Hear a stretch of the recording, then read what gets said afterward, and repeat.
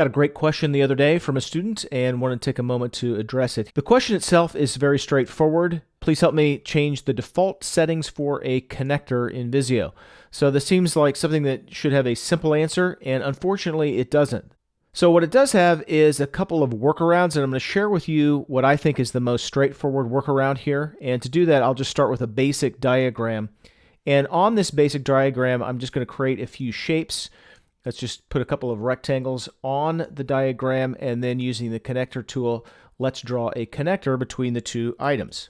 So now, as you can see, that dynamic connector is connecting those two shapes, those two rectangles, and it looks like this, a rather thin arrow with an arrow head on one end. The end arrow is actually what is at the termination of that connector. So in terms of changing the default look and feel of this, what we can do is we can edit the stencil that's being used to generate all these shapes. And to do that, you go over here to your Shapes panel, and under More Shapes, you click on Show Document Stencil.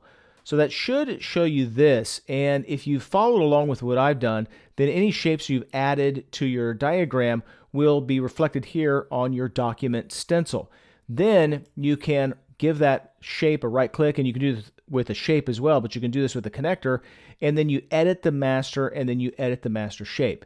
Now you get something that looks like this, and now you can make changes to the line that defines that connector. So essentially you're working with another drawing here, and you can confirm that in the title bar up here. It says that you're now dealing with drawing 1, stencil dynamic connector.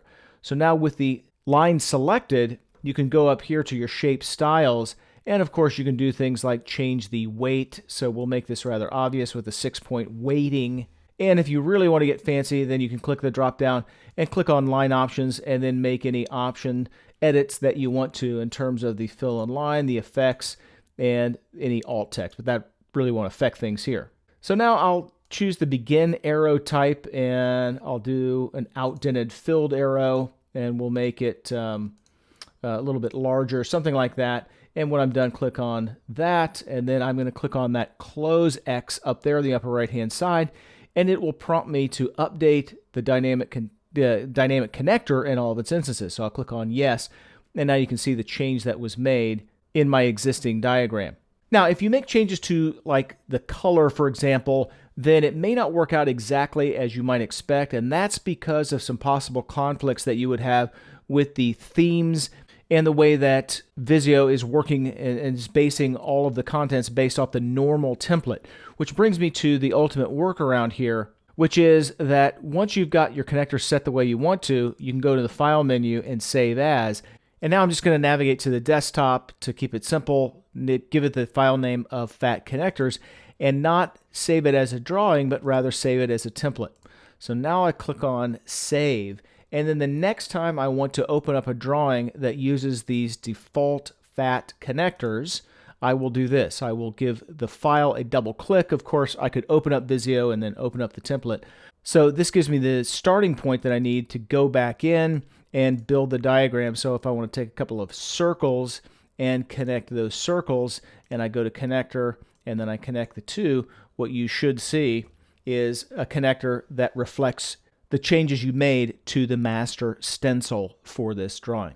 So again, that's one workaround. You can also edit the normal template, but that's a rather convoluted process. The other drawback of that is that it does change your normal template. So every diagram that you make in the future will also be changed. So my preferred method is just to create a new template and make the changes you need to and use that as your starting point. That way you always have kind of a way to get back to square one within Visio. Sometimes when you make changes and then you may have made changes to the normal template, 8 months later, a year later, you go back and you can't really have a hard time unwinding what you have done. With this method, you do retain a lot more flexibility.